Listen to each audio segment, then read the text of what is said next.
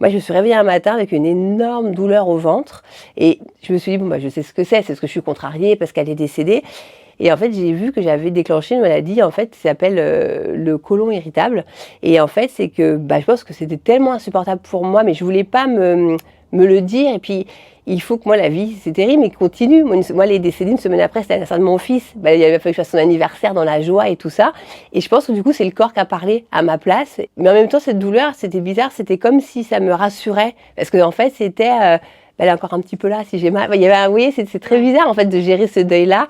Il y a 1 an et demi, en fait, moi, c'est mes parents qui m'ont dit: «Écoute, on pense que tu as besoin d'aller voir quelqu'un» et je lui dis: «Bah, pourquoi?» parce qu'on me dit: «OK, on sait que c'est très dur, mais on voit que tu fais pas du tout ton deuil» et j'ai dit: «Mais je ne peux pas faire ce deuil-là. Enfin, c'est pas possible, c'est» et puis c'est tout, c'est passer les 40 ans sans elle, parce que nous, on avait 6 mois de différence, donc bah, j'ai eu l'impression de vieillir d'un coup et là, je me suis dit: «Bon, bah, OK, faut peut-être que j'aille voir quelqu'un». Mais j'étais pas convaincue, mais je me suis dit: «Bon, OK, j'y vais, je vais voir».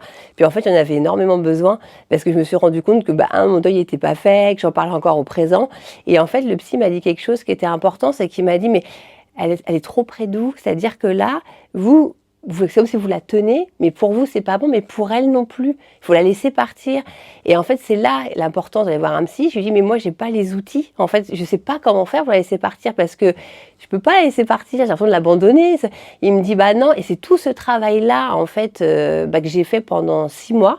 Ça a été de dire, il faut que je la laisse partir, je l'abandonne pas.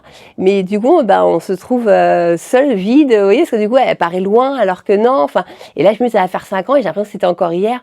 Mais du coup, je me suis dit, le deuil, c'est peut-être pas pour moi le mot adapté, parce que je me dis, ça nous correspond pas. Parce que nous, t'es tellement marrante tout le temps dans la joie. J'ai dit, bah ok, t'es là, mais d'une manière différente. Donc du coup, bah, je vais te parler souvent. J'ai une petite photo d'elle le matin, je lui parle, ou vous voyez le soir.